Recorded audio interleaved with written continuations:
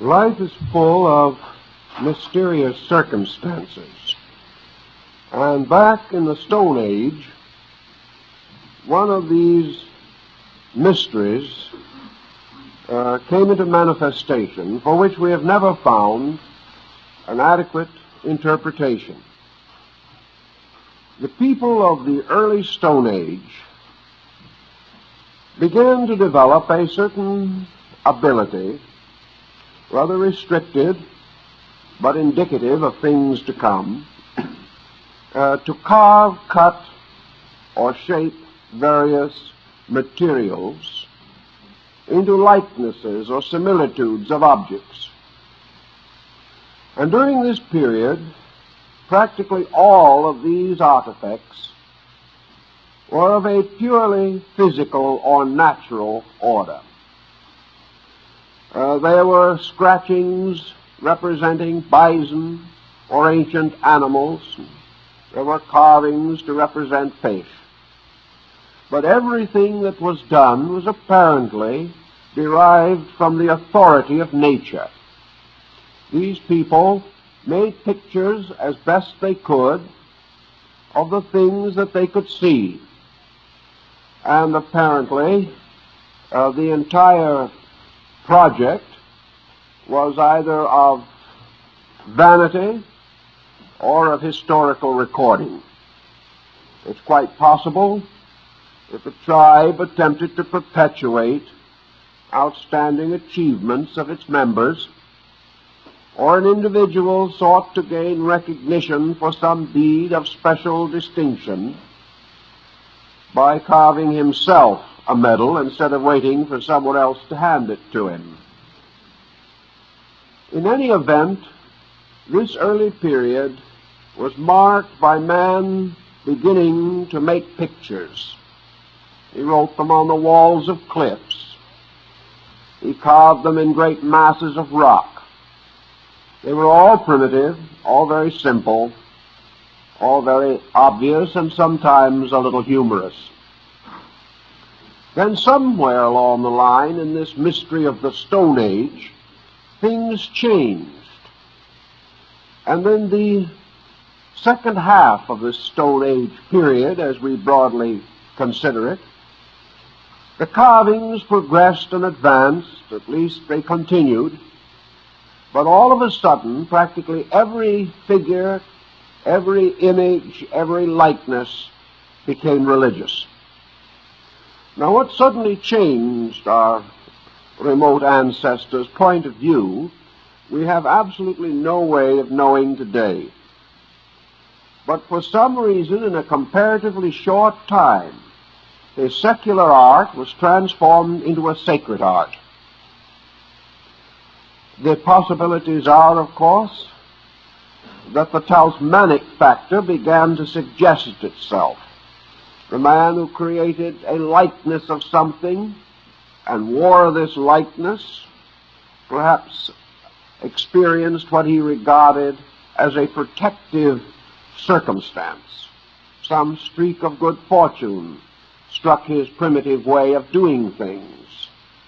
He may have been saved from some terrible emergency and accredited this salvation to this figure or this image which he had cut. In any event, in the later part of the Stone Age, man became a designer of sacred images.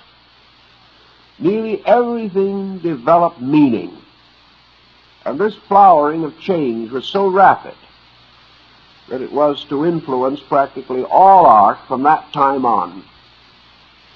From the late Stone Age, therefore, to the present time, sacred art has had a continuing existence.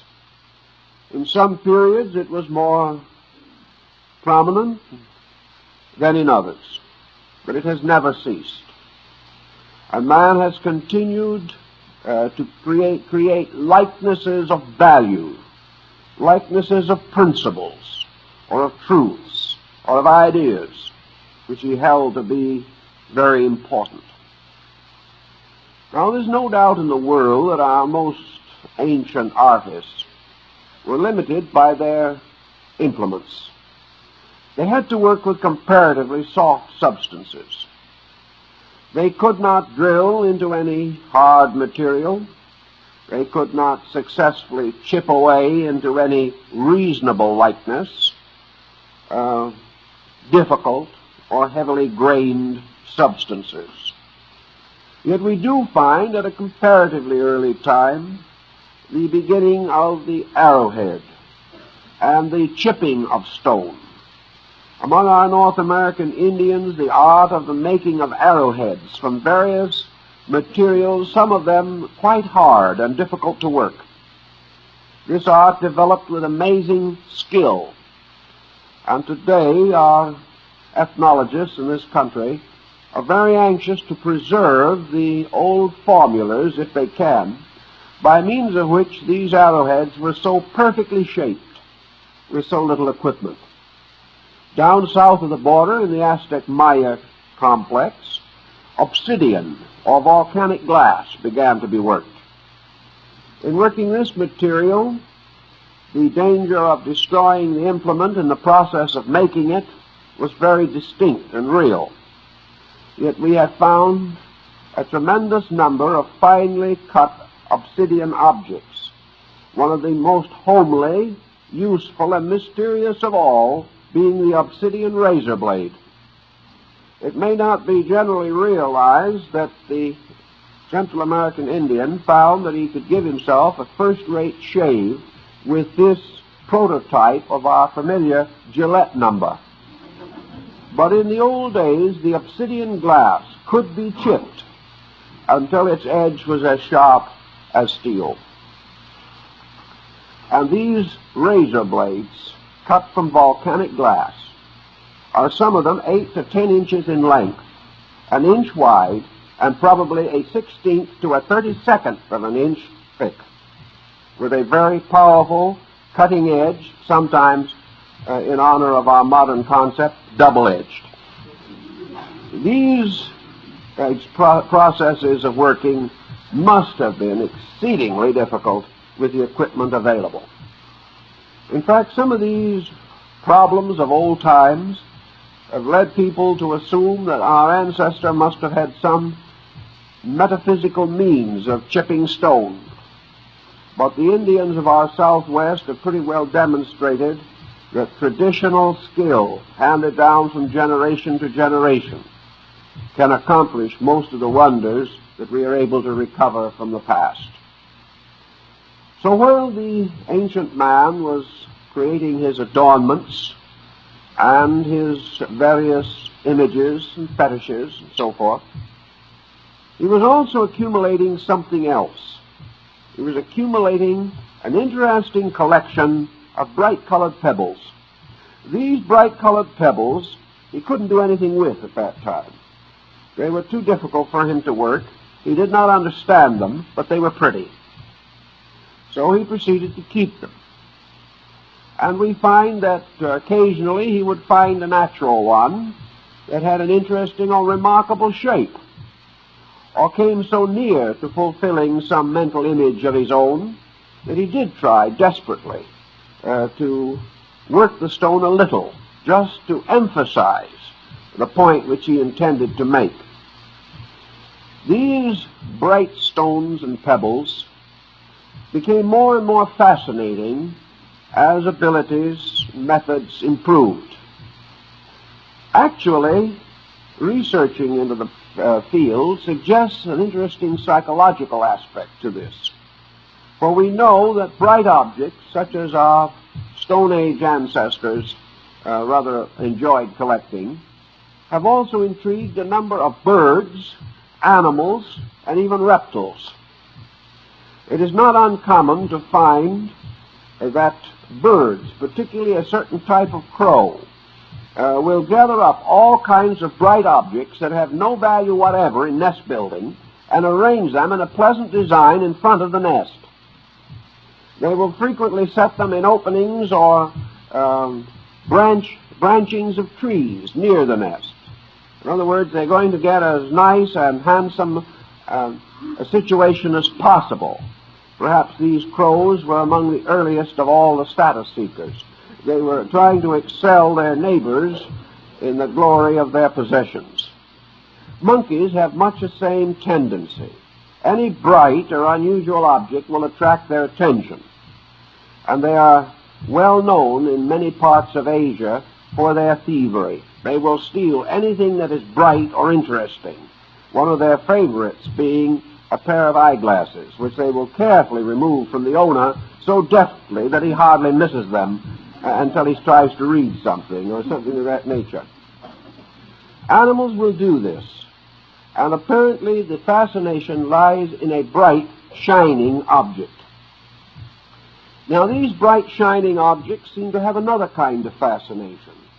Birds and some animals will remain for a long period of time in a perfectly silent condition, just looking at a bright object. This object seems to have a certain fascination or hypnotic effect upon the creature. And apparently, if we are to believe the old books and writings, these bright objects had a similar effect upon man. And in the course of time, this collection of interesting, crude, bright, pretty objects became involved in his artistry and in his religion.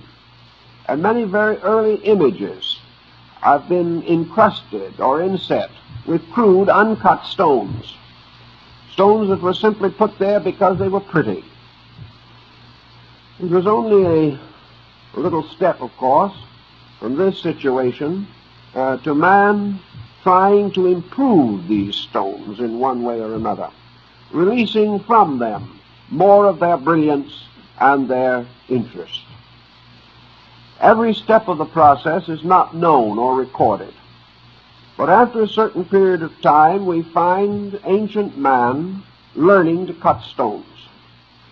Not only learning to make interesting designs and figures, but gradually devising ways to release the natural luster or shine of the stone itself.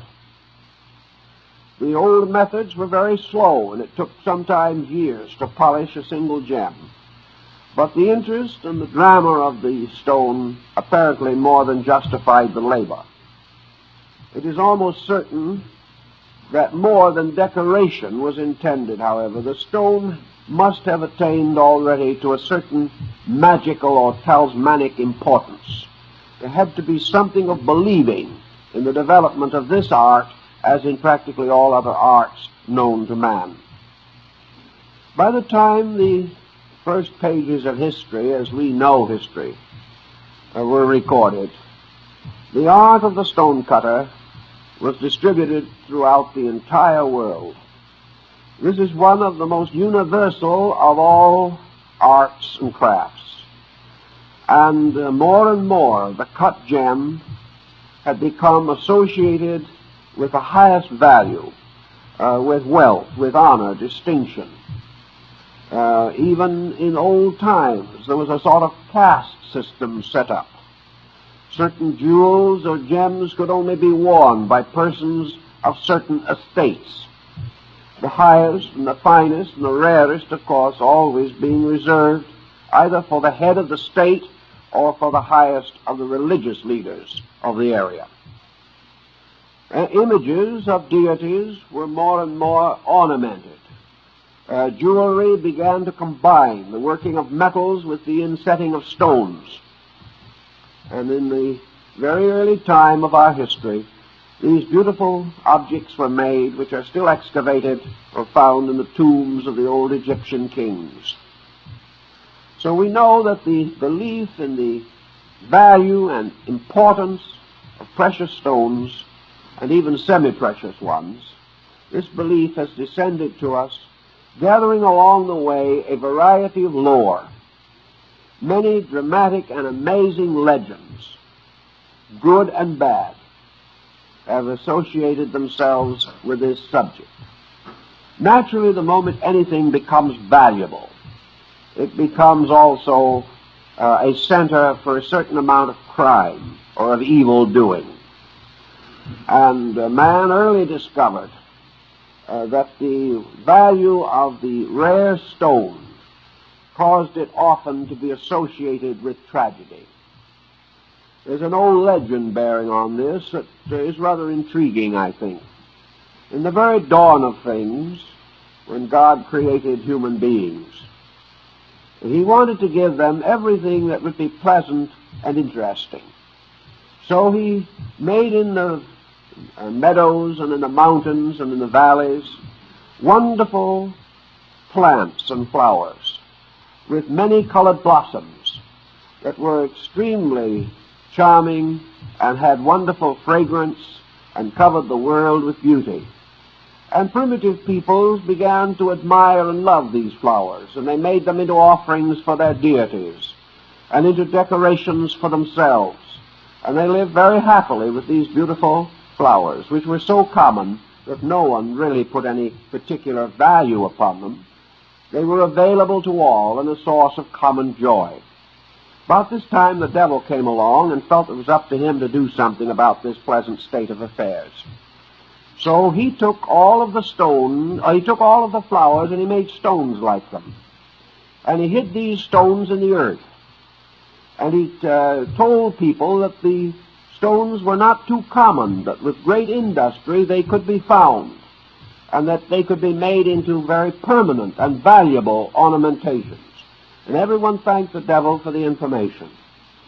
And they all went to work digging for these flowers of gem that were hidden in the earth. And they found them, and they made all these things. But because they were permanent and because they were scarce, people envied each other. And very soon these precious stones led to sorrow and crime and misery and death. So that the devil introduced this valuable object to take the place of a common beauty that we could all own. And in so doing set up the way of evil over possessions and over beautiful objects. This, of course, is a legend that arose from the common experience of man. It became possible to consider going to war with your neighbor for his jewels, for his valuable things. And as material objects increased in value, covetousness increased in the souls of men, leading to all kinds of misfortunes.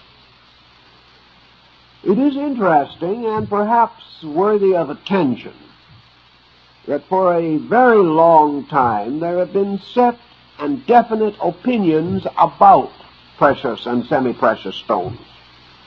Opinions that are entirely contrary to our modern thinking. Yet who shall say that there might not be more to them than we are inclined to suspect? We are inclined to assume that superstitions simply represent old wives' tales, that they come down to us with no real meaning, simply the accumulated notions of generations. But as we look more closely into the beliefs of peoples, we become more fascinated by the basic integrities that underlie often distorted or exaggerated accounts. There seems to be some possibility that there is meaning or value or purpose behind some of these old stories. It is quite possible that the precious stone is more important to us, psychologically at least, than we have ever realized or considered. So let's take a few of the types of problems that came up in connection with this area and see what we can make out of it. First of all, practically all ancient carvings of precious stones, or the settings for which they were prepared, have some kind of symbolic meaning.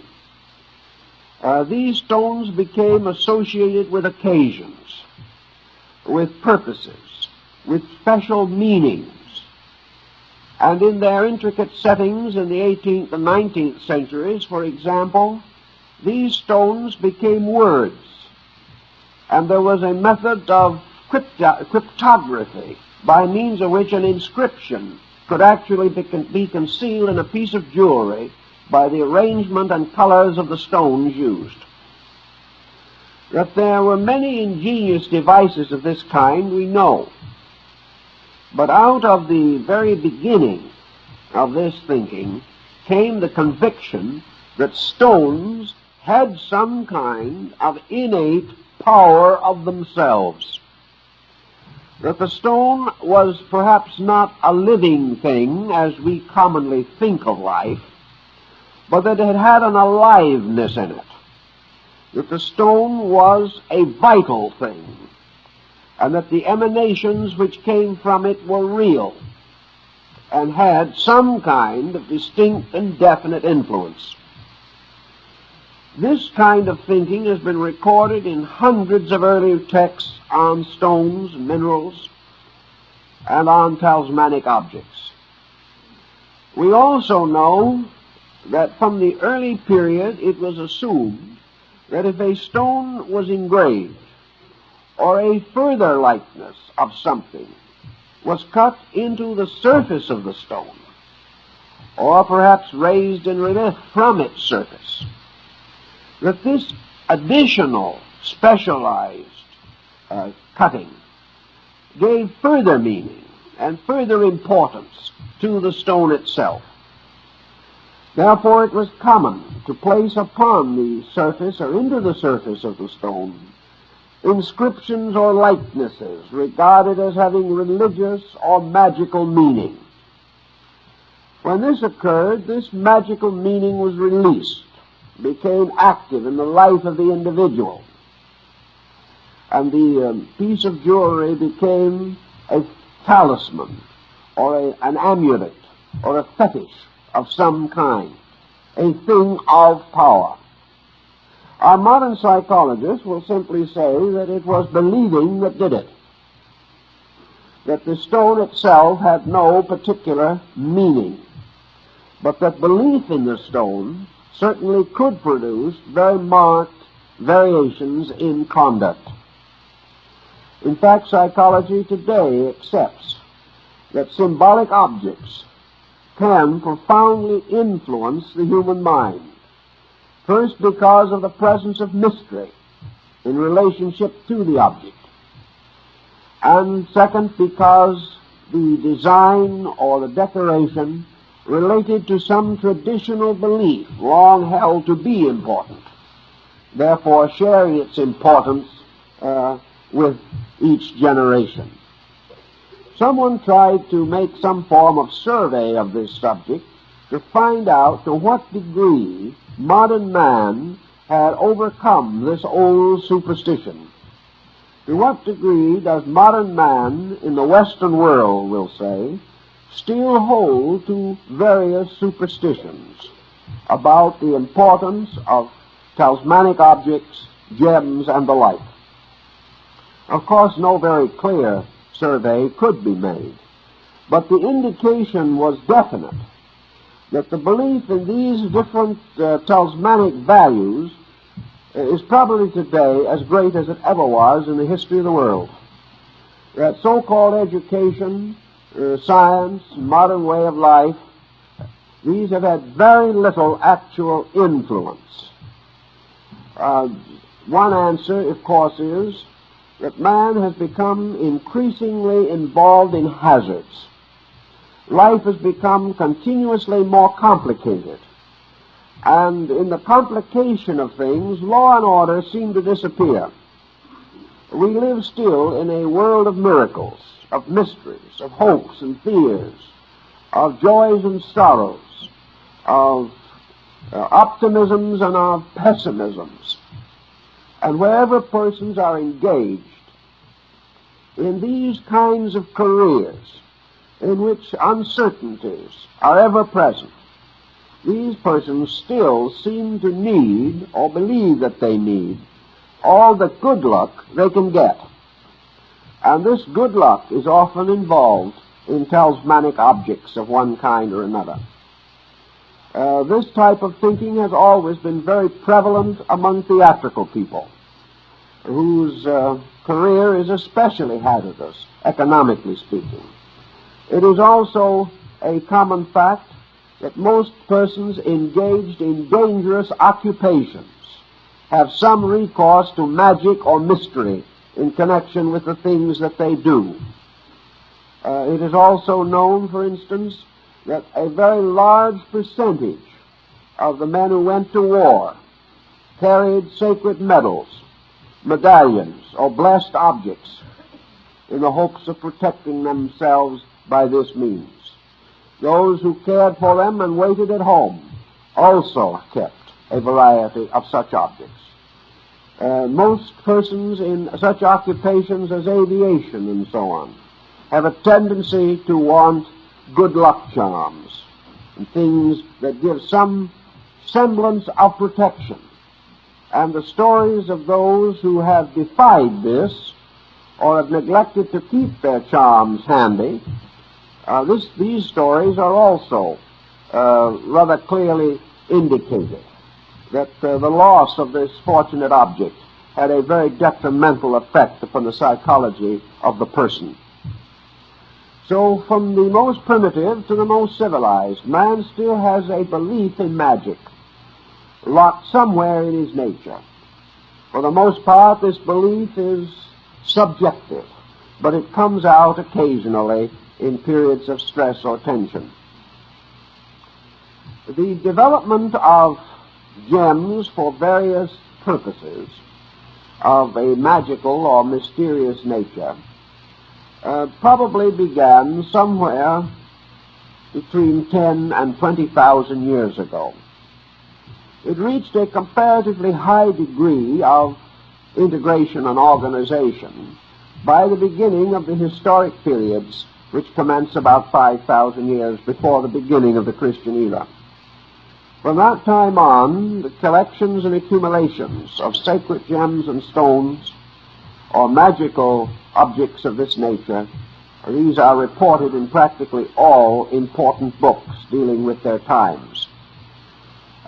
We might expect, and it is true, that the city of Alexandria in North Africa became closely associated with this peculiar cult also. The cult of the talisman flourished there at an old time, perhaps as a result of it being a crossroad between the East and Europe. In Alexandria, there were entire organizations that did nothing but cut talismanic stones. And, of course, to a measure, the Egyptians of the earlier period, through their scarabs and other symbolic and talismanic objects, had already gone far in the unfoldment of these magical beliefs. The use of stones for religious and symbolic purposes also appears early in the rise of Christianity. And I think we may say that by the end of the first century, the stone as relic had already occurred. And by the 5th century, it was almost universal throughout Christendom. And pilgrims traveling in various parts of the world nearly always carried either medals or substances of some nature, inscribed stones, often with the mark of the cross or of the fish or some other early Christian symbol, as a protection. Some of them probably perished for their protections, because many of these early travelers were killed for the jewels that they carried. But for the most part, they held that these stones were a source of help. Pythagoras is also known in Greece to have carved or caused to be carved mathematical and geometrical symbols upon stones and upon metals to be used for worship or for magic or for various ways of controlling elements and things of that nature. The stone, then, does present us with a very interesting series of problems. The various precious stones, of course, are for the most part chemical compositions. And the question still remains whether these stones do emanate any kind of a potent energy or have any distinct or definite effect upon human consciousness. Brightness Glitter, we know, is highly attractive. We also know that a beautiful stone, beautifully finished and polished and cut, is an object of beauty, that it is therefore subject to admiration, that the individual finds a pleasure or joy in seeing it, and for hundreds of years people have had a great joy in possessing these objects. But whether this goes any further is a question that has never been satisfactorily answered. Color, of course, ties immediately into the very base of the problem. Here psychology knows there is a valid ground, namely that color does affect consciousness, that color can have a definite therapeutic reaction, and also that it can cause, apparently, sickness or pain or distress. As these various stones were more or less fountains of colored light, that from them either there was a glitter, a glisten, or a gleam, and that this emanation conveyed color very quickly and sharply to the subconscious faculties of man. This there can be no reasonable doubt about. Actually, we have a knowledge now through the spectrum that colors represent materials, that colors arise from elements. And we are still of a question as to whether or not the element itself is radiated or projected through its own color radiation. Is it possible that the light pouring apparently from a precious stone, but actually a light arising in the sun and reflecting the light of the stone, is this actually carrying some form of specialized energy? Energy that differs according to the color and may also differ according to the chemical composition of the material. Do we take in through the eyes some subtle amount of chemistry derived from the color factor? We know that the same apparent color, or a very similar one which we can scarcely distinguish, can arise from different chemical combinations. Therefore, all red is not the same. Is this chemical emanation problem one in which different kinds of red, we will say, can variously be recorded within the consciousness of the person? Do these stones carry some kind of life energy with them? We go back to Paracelsus, who had many opinions on many subjects. And while we regard these views today rather dimly, we cannot say that we have ever actually disproved them. We have simply dropped them as being inconsistent with the general body of our thinking. Paracelsus was of the basic opinion that minerals and stones and metals were actually living things, and that therefore a beautifully cut stone was not merely a thing of beauty. It was a center of energy. It had a nature, force, or quality of itself. This, of course, has been one of the questions that has been difficult to answer. But if it may be assumed that there is any kind of a definite key energy related to these different compounds, then, of course, it is conceivable that this energy may be communicated through the eye of the beholder and may have some form of a subtle reaction upon the life or consciousness of the person. Paracelsus might be inclined to assume that it was the energy that created this consequence.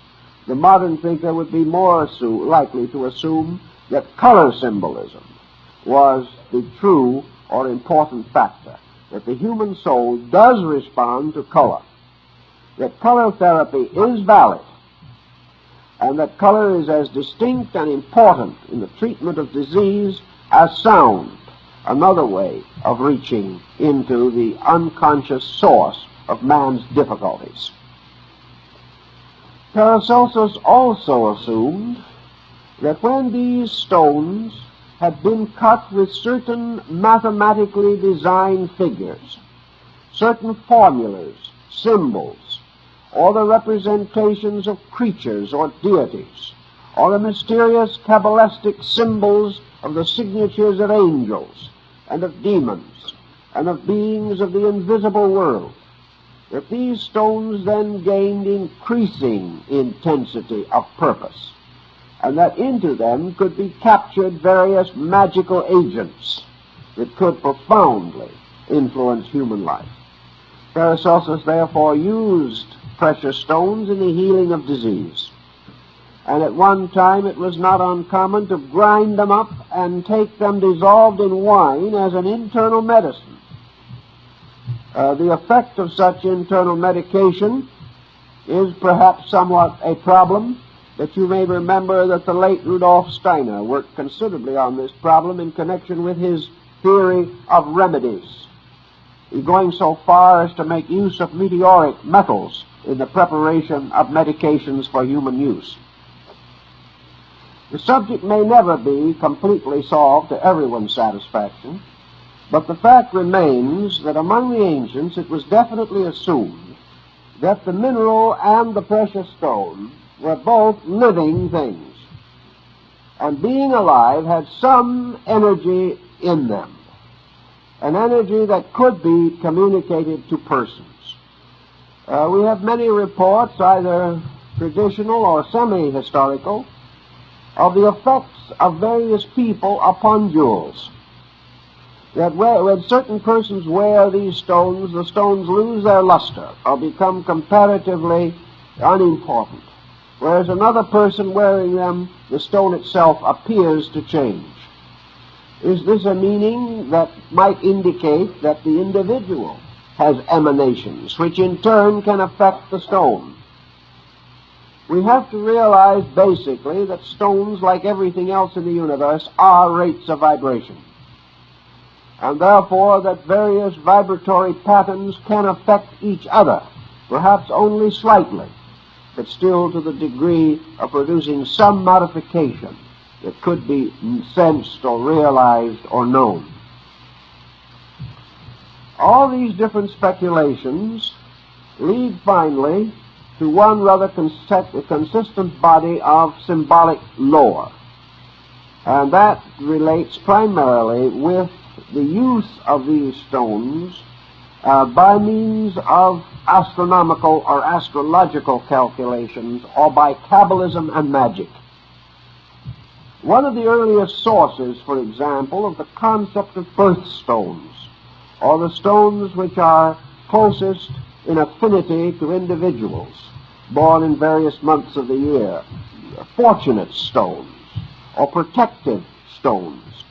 The earliest pattern of this probably is derived from the breastplate of the high priest of Israel, where the 12 tribes of Israel were represented by 12 precious stones, or 12 precious and semi-precious stones.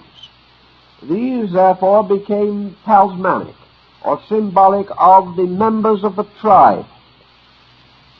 The 12 tribes were at an early date identified with the zodiac. Therefore, it was only a little time before these gems of the tribes became diffused through the constellations. And it looked very much to ancient man that a star shining in the sky was a kind of diamond set up there. And as the stars themselves often showed distinct coloring, all did not shine with the same clear white light, the possibility of an affinity between stars and stones grew in the primitive thinking of mankind. After the association with the breastplate of the high priest, the idea of talismanic stones and religious gems as birthstones passed through a very wide variety of adaptations. Until today, we can call upon the symbolism of a dozen countries and probably as many periods in history to come to some common conclusion as to how these stones were distributed. It might be pointed out, as always, that there is not complete agreement. The Arabs had one concept, the early Jewish writers had another, the early Christian writers had another still. In the Far East also, symbolic stones have become important in many magical and mystical ways. Their symbolism does not always conform entirely with that of Western peoples. So we have a distribution here of beliefs and ideas. But one point remains, the tendency to associate the stones with the months of the birth of the person, his ruling planets and stars, and particularly the planetary ruler of his nativity. These stones are then supposed to support or assist or protect or add to the importance of the good qualities bestowed by the stars. Therefore, also, they were protective against various evil forces. It is quite possible, in fact, considerable thinking has been done in this field, that there is a basic color key by means of which persons born under various signs can be, we will say, particularly approached or reached in terms of energy. That each of the 12 signs bestows upon those born under it a key color note.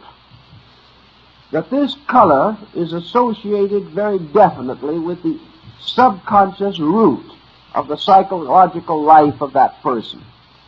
That this color becomes an important key to his own life. He may or may not be aware of this color. He may accidentally have a selectivity about it. He may prefer certain colors. But it is assumed in the old ways that if the color key is found, then this color key can supply some information about stones and fabrics and various color patterns which are used by people in their daily living. Might even affect your selection of the color of your automobile. That many people differ in their color choice, and what looks like a beautiful shade to one person is an ugly color to another, indicates this basic individuality, that these color patterns do not necessarily always agree. Colors are also associated with certain important episodes in the life and death of the human being. And in the West, for example, black has always been associated with death. In Asia, the tendency is for white to take its place. So that here we have an almost complete opposition of belief, or a contrary. Now, why should we have this? Does it have something to do with the kind of belief that we hold about death? For instance, would the consideration of black as a color of death be more common with a people whose optimism about the after-death state is not too great? In other words, if death is a disaster, perhaps black, which is a negative color, would be suggested. Whereas if death is regarded as a fulfillment, a release into a larger life, then the element of mourning would largely disappear from it. And the idea of the white light, which would be a symbol of spirit in opposition to black, which is a symbol of matter, would cause these people to use a color consistent with their hope or their viewpoint or their conviction about the state of life after death. It is also true that in stylization, patterns have been derived as to public attitude and change of color, style, decoration, and ornamentation. There has been a certain amount of work done to indicate that as social conditions change, as economic problems vary, they are reflected in the colors people choose to wear, or in the more prominent and fashionable colors of the decor of their homes and things of that nature. Thus, color consciousness may very largely explain the importance of the precious stone in the life of the person. It is an intimate color association. It is also a status symbol. The individual possessing a rare and valuable object is undoubtedly psychologically influenced by this fact alone. This object bestows a certain sense of superiority, of possession upon the owner.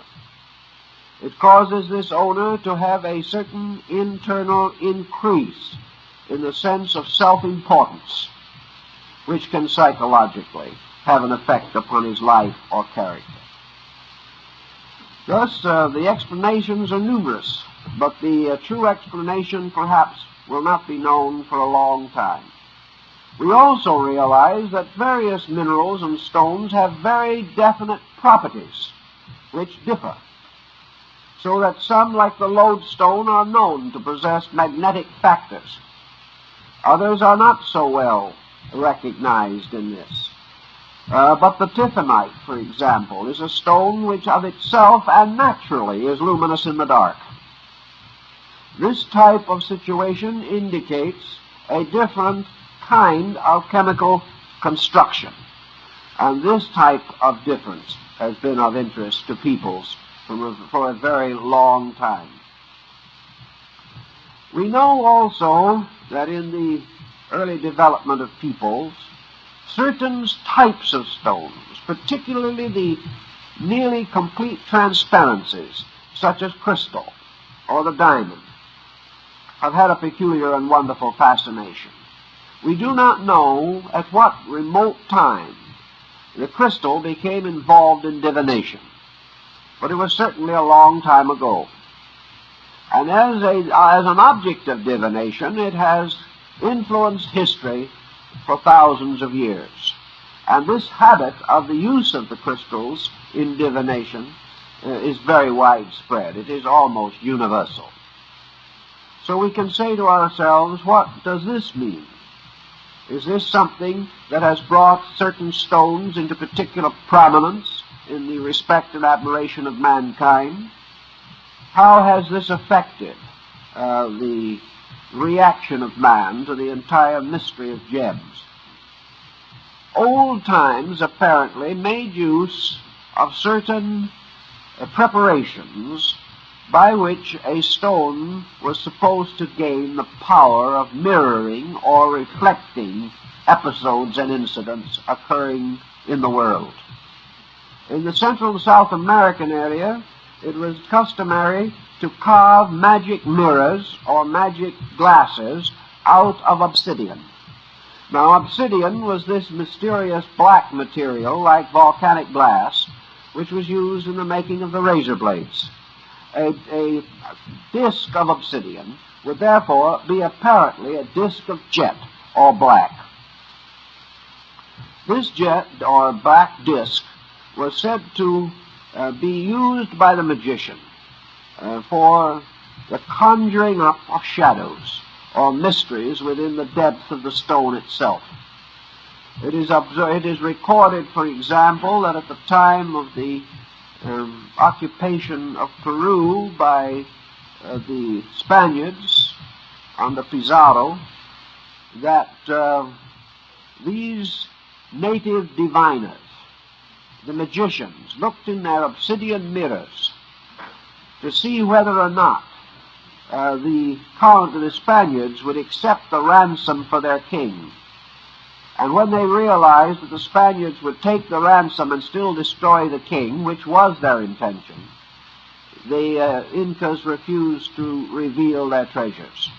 The king died, but the treasures were never found, because the instructions shown in the obsidian mirrors indicated that it would be no use to try to pay off the Spaniards. You would never be able to do so. The Indians were quite correct in their estimation of the circumstance, whether they made use of magic mirrors or not. The Druids and other peoples used crystals of various kinds to focus the rays of the sun to light their altar fires at the sacred festivals of the year. crystals cut into lens shape were used at an early time by the Romans as magnifying glasses and as a substitute for spectacles. The crystal was set vertically or on edge in a finger ring, and the person using it simply held up his hand and looked through the side of the stone. Some of the emperors were said to have had these so perfectly prepared that they were able to look through them and see the action of armies in the field several miles away. This type of glass is found in many locations as an aid to vision. In fact, so was used in China also at a comparatively old time. The clear or clouded crystal balls or crystal discs used in divination have also been subject to a lot of thought. Some of the earliest ones have a smoky look. They are not really clear. And this smoky look appears like clouds in a troubled sky. And observers, students of the problem, have come to the conclusion that under psychic stress, these natural patterns in the crystal, these clouds and irregularities and tones and masses and shapes, could very likely be caused to appear to take specialized forms, or the diviner could see in these masses a likeness to a certain shape, much as in the reading of tea leaves, or perhaps more psychologically in the distinguishing of the images by the Rorschach test, in which ink blots become symbolic according to the interpretive power of the person looking at them. So if these various shapes were naturally in the crystal, in the cloudy crystal, which many times they were, then it would be quite possible to assume that they formed catalyzing agents, points of focus or attention, and that the images seen in the glass actually were projected upon the glass by the person looking at it. That these shadows and shapes and visions were actually in the mind of the person, and that they were projected as visual phenomena into the glass. This would only mean one thing, that instead of having a magical lens which could foresee the future, you transfer this power of foresight to the person, assuming that the person might be in a better condition to have some extension of faculty or power than would the crystal, and that the visions seen in the crystal represent the psychic sensitivity of the person using it. There is much to support this in another way, because psychic sensitivity has nearly always been accompanied ultimately by some kind of psychic disaster. The psychic, being unable to control his own procedures, has gotten into trouble in nearly every instance. And this has been mirrored in his glass by the gradual changing of the forms and shapes which he sees, which from being in the beginning benevolent and friendly, very often end up as evil and monstrous shadows, fearful and terrible in their implications. This type of psychic sensitivity occurring in persons without such assistance would indicate that the transformation is due to psychic change within the consciousness of the individual. I mentioned last week a very famous example of this crystal situation in the shoe stone of Dr. John Dee. The shoe stone, in the sense of the Old English, meaning to show or reveal, the revealing stone, was a small sphere of crystal-like material, which Dr. Dee used on numerous occasions to enlighten and inform Queen Elizabeth of England, Elizabeth the Great, of the impending changes of her fortunes. It is said also that it was by means of this stone that John Dee accurately foresaw the famous gunpowder plot, which, with the attempt of Guy Fawkes to blow up the House of Parliament. Dee saw the thing, or this incident, occur in his shoe stone. and reported it to the court, which immediately searched the properties and found the barrels of gunpowder in the basement of the House of Parliament. This caused, of course, Dr. D, as he himself tells us, to have every kind of preferment heaped upon him except any financial help when he needed it. This was not at all appearing. The country was grateful up to the extent of no financial cooperation.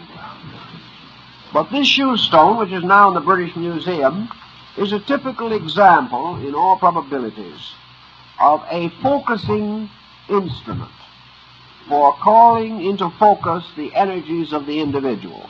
In other words, these magic stones were sort of hypnotic agents. They reduced the individual into a kind of trance-like condition by means of which his own subjective life came to the surface, as in the problem of dreams. Therefore, the vision in the glass is similar to the vision in the dream. It is a pressure through from the subconscious, based either upon fact or upon some internal conviction about fact. It is perfectly possible for an individual to believe very firmly something that does not prove to be true.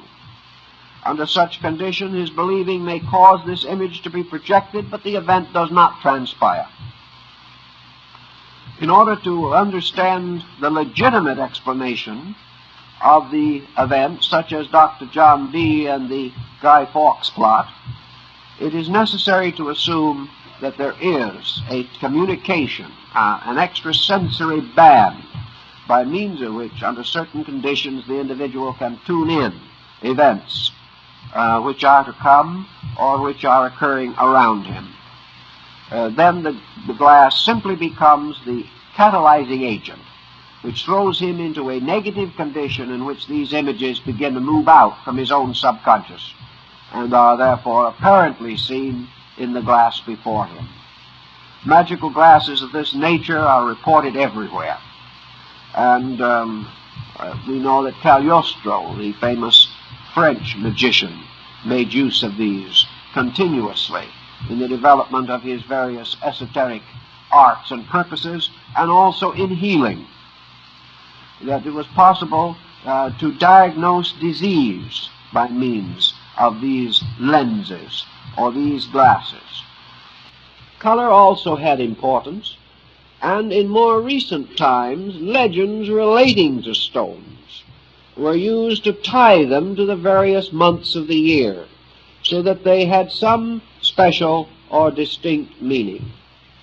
So gathering these tables together, I made a little list which I thought was perhaps interesting and might be a little bit helpful. This does not represent, by any sense of the word, a unanimous accord. But we felt that if out of, say, 18 tables, 12 or 14 agreed on a certain stone, that was the one we would use for our discussion anyway. And you can always get books in the libraries and things of that nature going further into this problem if you're interested.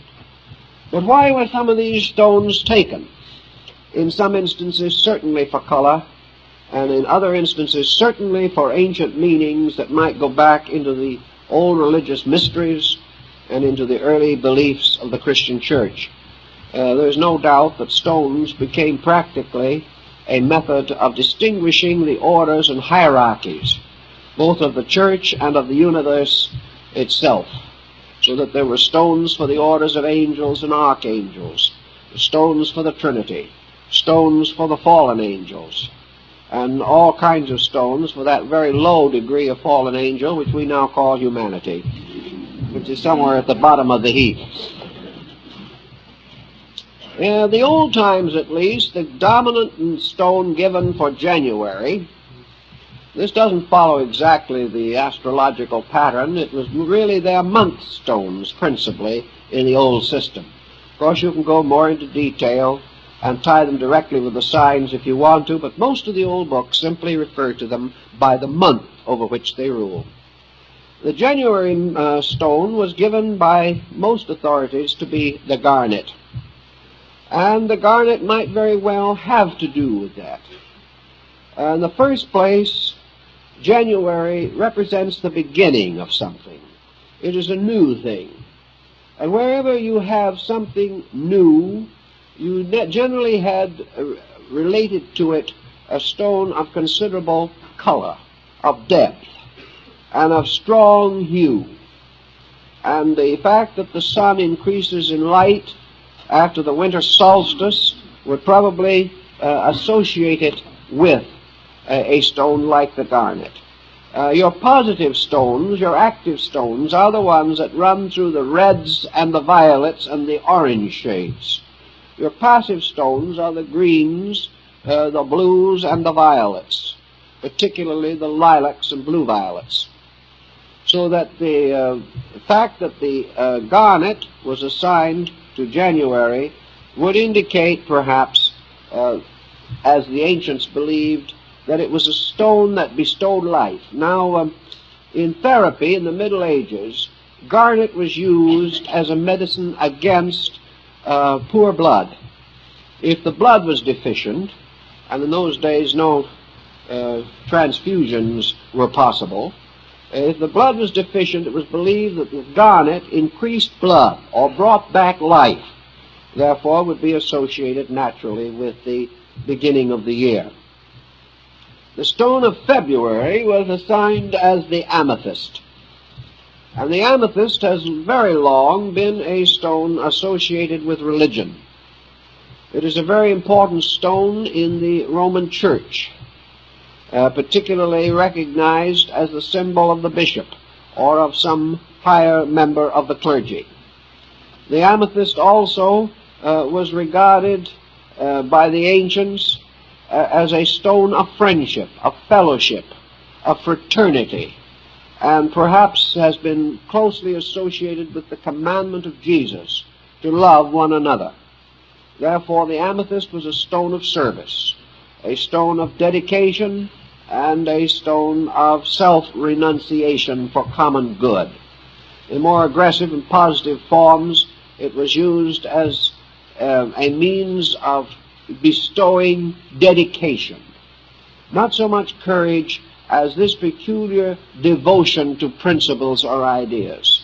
It was a stone also associated with self-sacrifice, so that the amethyst was an idealistic stone, a stone of man's faith in the substance of things hoped for, and his willingness to sacrifice and struggle for the attainment of intangible good, good beyond the ordinary course of things. March was a difficult one because the testimonies were almost completely divided. There was a slight edge in favor of jasper, but bloodstone ran a close second. And to most people in this country, I believe, the bloodstone is the more common association of the two. The jasper is found more in Europe and in South Asia. But in any event, the bloodstone or the jasper seem to be associated with the idea of sacrifice or martyrdom.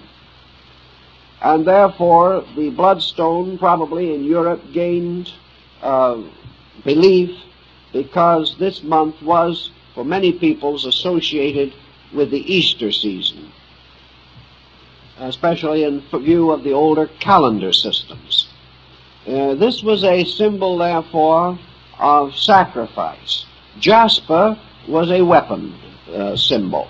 It was a symbol of offensive protection. The bloodstone and the jasper, therefore, could both be defined as defenders of the faith. And the bloodstone particularly represented the defender, the one who was ready to die for the cause, for the belief, or would not under any condition sacrifice or compromise principles. It was the symbol of defense, of faithful stewardship, of continuing loyalty and abidance. April was again one that was a little difficult to nail down to one stone. But out of the general picture, the diamond came out as being the most dominant, which would again not be unreasonable, as April was the symbol of the vernal equinox and the annual birth of the sun. The sun, according to Paracelsus, had an affinity for the diamond, and the diamond was therefore the sun of the gem kingdom. It was the center around which all the other jewels, so to say, moved in their orbits. A number of interesting legends about diamonds have come down to us, not only such curses as the Hope Diamond and the various ill fortunes that have followed so many of these great stones, but some of a more pleasant and amiable type.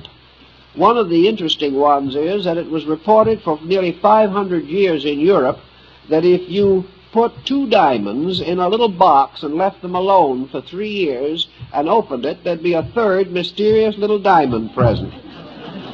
Now, this was, of course, a very difficult thing to experiment on, because it was first of all necessary to make sure that you had a properly balanced parents for this new diamond. You had to make sure that you had a mother and father diamond to work with in the first place. Your chances of being certain on this were difficult, but it was actually believed, and there are written reports of apparently the highest validity, that diamonds, either in the ground or in other places, will increase if left alone for a long period of time. Also, several gem cutters have stated that diamonds will increase in size if completely left alone over a long period of years. Now, this has been another question. Do gems grow? There is some evidence to indicate that they do increase. In fact, they must have at some time passed through some form of growth, or they wouldn't be here. And the fact that they are widely scattered indicates that they had to have been precipitated in some way. And this precipitation may be a continuing process. The older lapidaries were quite certain that precious stones are still being made in the earth. And, of course, your medieval philosopher had a whole group of little gnomes and something of that nature to do the hard work. We don't consider that, but many specialists have insisted that stones do grow, therefore that they are alive, and that it is quite a mistake to assume that they are merely inanimate, because they live in a level of energy consciousness different from our own. The diamond, by the way, was, among most people, the symbol of leadership, of preferment, of precedent. It was the symbol of honor, of truth, and of purity. Somehow, along the way, though, used to get into some rather impure relationships with mankind. It was also always held, and magically true, that a stone, the qualities of which were perverted by the owner, would turn upon and injure that owner. That if you had a certain stone, you must live up to it. If you do not live up to it, it will become an avenging force against you, on the assumption that its own energy never ceases. And therefore, if you go contrary to that energy, this energy sets up conflict within yourself. So the ancients advised persons who were not honorable not to wear these stones, because they would only disgrace the stone and hasten the fall of their own dishonorable projects. The diamond especially was therefore a symbol of purity, of integrity, of leadership, of honor, and of all things that were right and good. Now, May also had its stones, and they were quite numerous. And again, it was difficult out of the old pattern of things to select the ones, the one that seemed to be the most outstanding. The most common one, when we got all through with it, was the agate. The agate seems to be rather consistently the stone of this month. It will note, of course, that the stones vary in rarity considerably. Apparently there is no consistent list in which all of the months are represented by gems of top value. There are nearly always rare and less rare stones. The ancients said also that these represented the rare and the less rare virtues of mankind. There are some abilities, powers, and energies which are rarely distributed among men.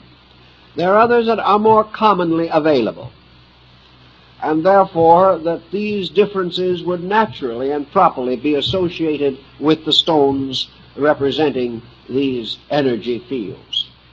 Now, the agate being associated with the month of May would seem to be quite reasonable and proper. This is a transitional month. It is a month going in toward the spring, toward summer and the planting and the various works and labors of men. And in the ancient times, the agate became the symbol of industry.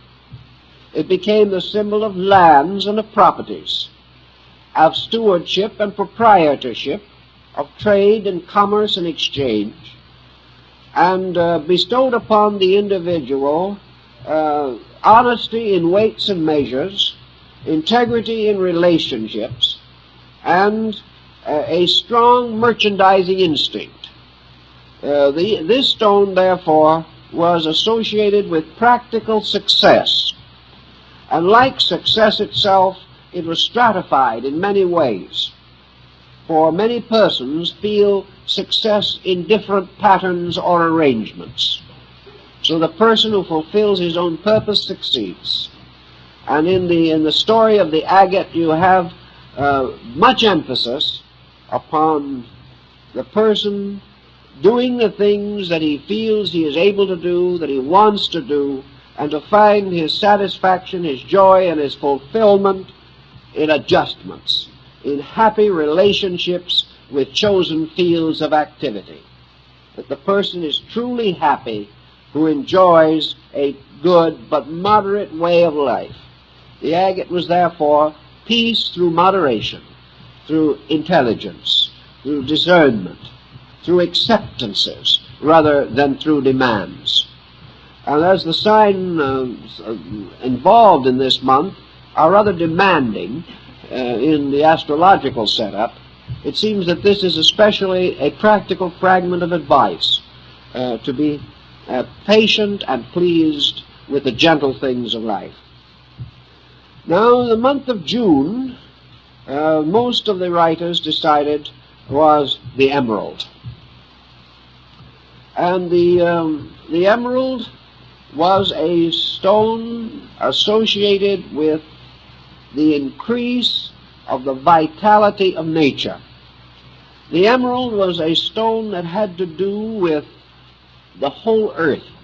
The earth with its marvelous greenery and its wonderful clothing of verdure, flowers and plants. The emerald became the symbol, therefore, of the beauty of nature, of all natural things and natural processes.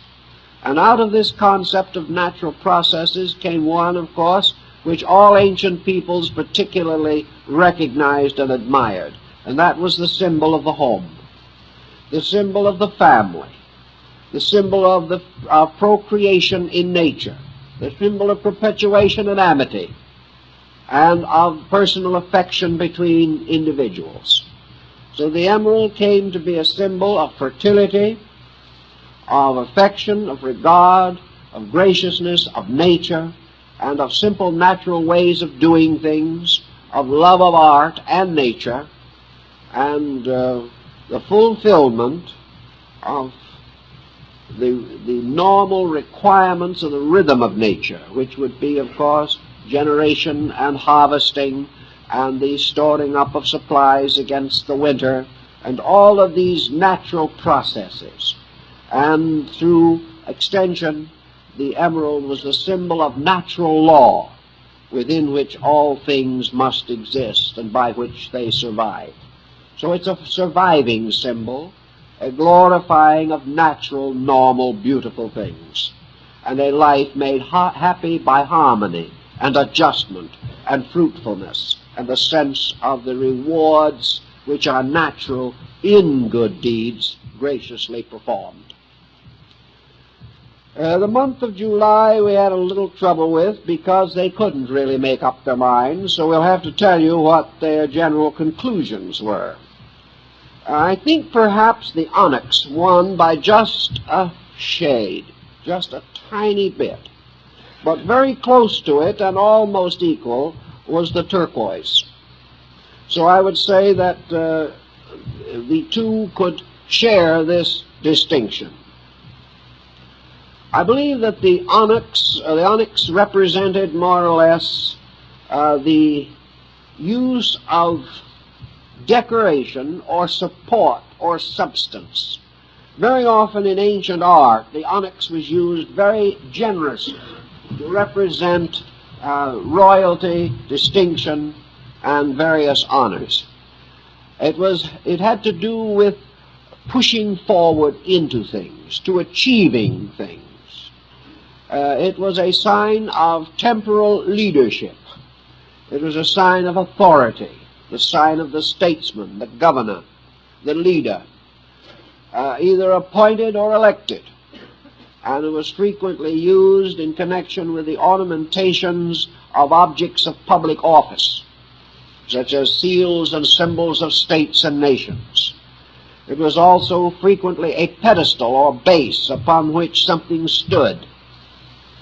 All different types of this material, from rare to comparatively common, occur in symbolism.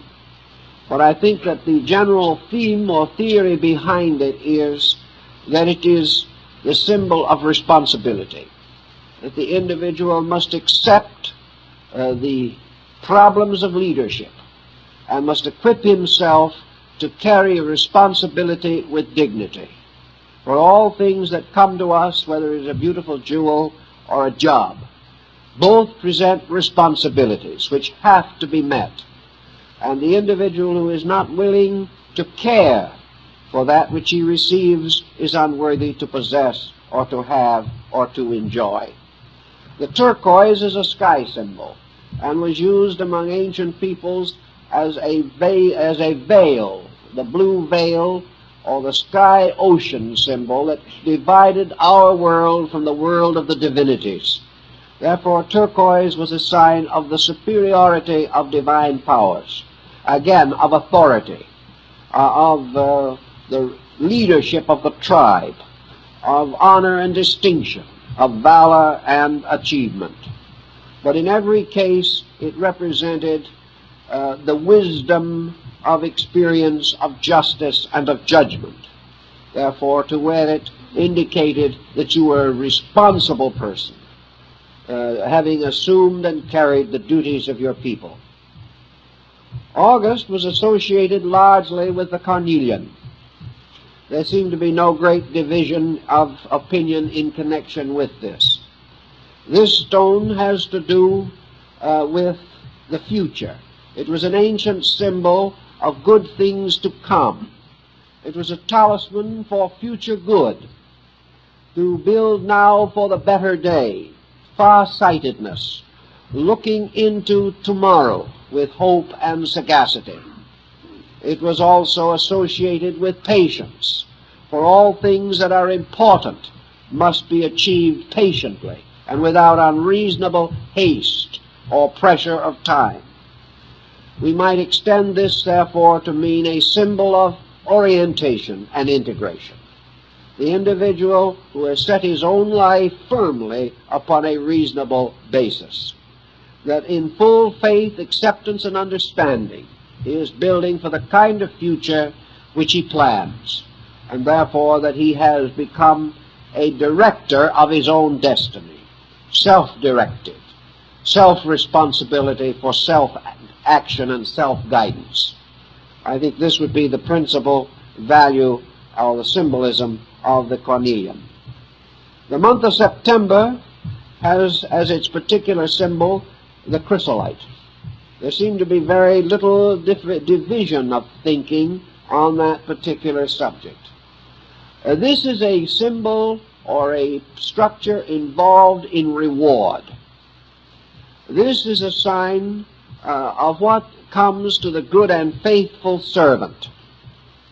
Therefore, it draws to the individual, according to the old law, that which is his own, which he has earned. It is a certain pact between man and nature that man will be provided for if he keeps the doctrine, if he keeps the law will keep him. Thus it has to do with the natural enjoyment of that which has been earned, and was in old times often given to persons retiring into the older age brackets as an indication that the future shall be a peaceful and wonderful reward for work well done. And for the younger person, it is a reminder that work well done will have its reward. It is tightly tied in to compensation and to the integrities of labor, by means of which we earn that which is good. It tells us to be ever mindful that there is an honesty in nature, and that this honesty will not be defiled, that it will bring to us according to our own achievements and our own understanding. The month of October was pretty nearly consistently bestowed to the Burl, a very nice and not especially rare stone, but one in which there is a great deal of interesting symbolism. The Burl is the symbol of the individual's ability to control the pressures of his own personality. October is a month of great pressure, and the Burl is a symbol, and was to the old peoples, a sign of contentment, as being a simple acceptance of things as they are, the ability to sense and see good in the immediate, to say not how I wish for something, but how grateful I am for what has already come to me. Therefore, the Burl makes the individual mindful internally of the beauty, the truth, the love, and friendship he has enjoyed through the years. It is therefore a symbol of the good memory, of things that enrich us because we can draw them back to consciousness. It is the person who has the jewel of happiness in his own heart and mind. The Burl is therefore this heart-mind stone, that if we will read its mystery correctly, it will shine out always, telling us of the wonderful privileges and joys we have known, even though sometimes we become a little dissatisfied. The November stone is the topaz, and this stone is a suggestion of adjustment. The topaz comes in many colors, like the sapphire. It has a many-splendored glory, and in this diversity, the November individual is inspired to see or to understand the many phases of good, or the many phases of blessings, or the many divine privileges that we enjoy, and also how we can express outwardly in many ways. The topaz is the symbol of the radiance of the enlightened person, shining his light into many lives of different colors and kinds, and adding new luster to all of them. Also, the topaz points out that each person lives many lives himself, and that the power of light brings color to all of them, so that in business and home, in art, music, literature, whatever he may be interested in, it is the light of his own understanding that makes all these things shine beautifully and gloriously. So the topaz reminds each person of the light in himself, and that the jewels of the world shine according to the light that he sheds upon them. He must make the jewels to shine, according to the old legends. And if he will add his own light, then the luster will be great and beautiful and permanent. December was given to the ruby, with all very little difference of opinion. And this would be natural because ruby is the symbol of blood. And each year the world hero dies at the winter solstice, the victim of the conspiracy of darkness. Therefore blood becomes the symbol of the blood pact, of blood brotherhood. Blood in the ruby is the symbol that God so loved the world that he sent his only begotten Son into this world to die for men. This was the early Christian symbol of martyrdom. The ruby was the symbol of the glory of self-sacrifice, that the most wonderful privilege in all the world is to forget self in the service of that which is greater than self. Therefore, in each life, a self must die, and its blood must be shed, that an eternal self may be born therefrom. And as the phoenix rises from the ashes of its own dead, so the ruby is the symbol of the mysterious resurrection of life from death, the mysterious shedding of blood, which is a symbol of man giving his life for his friend. So the ruby was thus an emblem of self-sacrifice, of martyrdom, but also of a victorious release, a victorious achievement. The person who wears the ruby was supposed, therefore, to be one who has risen out of his own past, transcended his own sorrows, and has dedicated himself completely and full-heartedly to the bringing of joy and peace and happiness to his world. The willingness to give of self, not what he has, but what he is. Therefore, in general, the stone is heroic unselfishness and the good that it can produce for all people in the world. Now, there's so much more that we could say, but our time is so much up, I guess we're just going to have to stop and let everybody somewhere along the line get a cup of coffee out in the patio, which I believe is being saved for this occasion. I think they figured that everyone would be exhausted and would need one by this time. Next Sunday morning, our subject is Health and the Zodiac, an introduction to astropsychology, and we hope that you'll be interested in it. I'd like to also say that we have a new manuscript, lecture notes on the table on the re-education of public opinion, a lecture for which we had a great many requests. We also have a record that was used at the Christmas season and broadcast over a number of radio stations, in which I read from our book, The Ways of the Lonely Ones, 2 stories, The Face of Christ and The Master of the Blue Cape. That is now available in recorded form. I'd like to also say that those of you who are interested in the Buddhist pictures that we advertised in some publicity material, which you may have received recently, due to the limitation of space in the lobby, we are unable to spread these out adequately. They can be seen in the library after the lecture and can be also secured there if you are desirous of getting them. Incidentally, we have a new library exhibit this morning which has to do with our own country and some of our religious and folk art and lore, so we hope that you will find it interesting. And don't forget, the coffee klatch will be waiting for you as you enthusiastically depart from here. Thank you very much.